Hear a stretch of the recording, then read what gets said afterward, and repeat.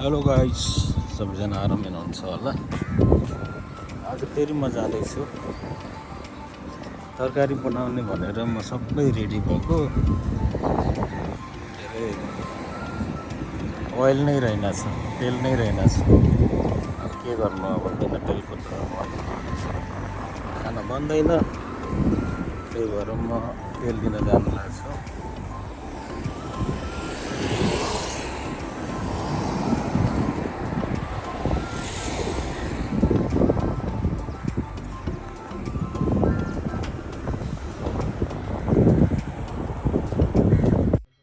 So आज तेलको offer पनि लागेको रहेछ र मैले तेल लिएर फर्किसकेँ, सक्नुहुन्छ।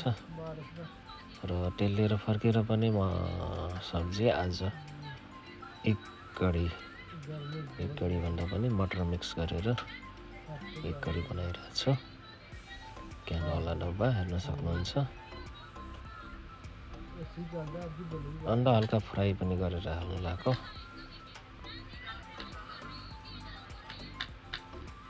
र अन्डा पनि फ्राई भइसक्यो, हेर्न सक्नुहुन्छ।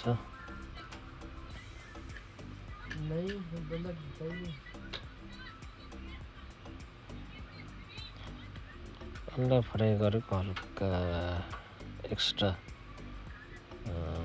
कुक भयो कि जस्तो छ, तर ठिकै हुन्छ।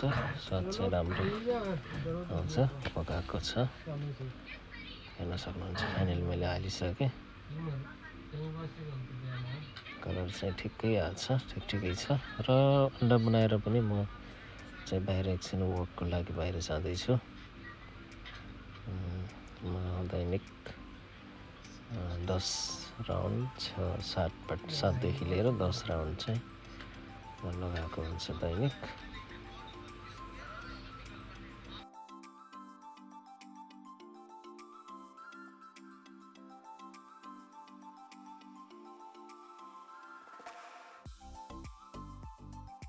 बाहिरको नजारा देख्न सक्नुहुन्छ साँझको पखमा।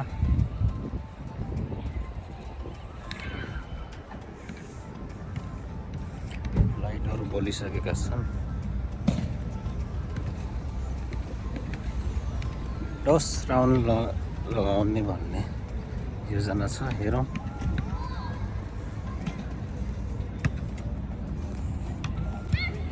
निकै चहल पहल छ पार्कमा।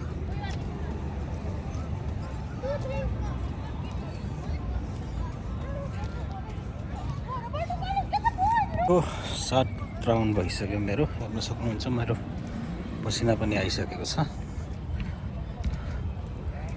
अझै 3 राउन्ड चाहिँ म लगाउँछु।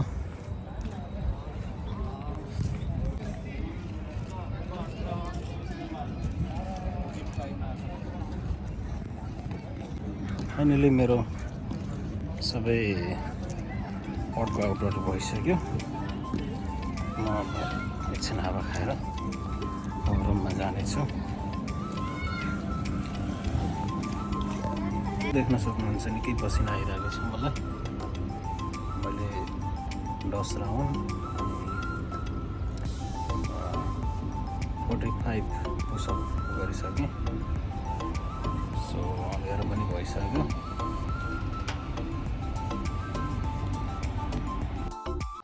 र म जाँदैछु त्यहाँ दोकानमा गएर अब रोटी लिएर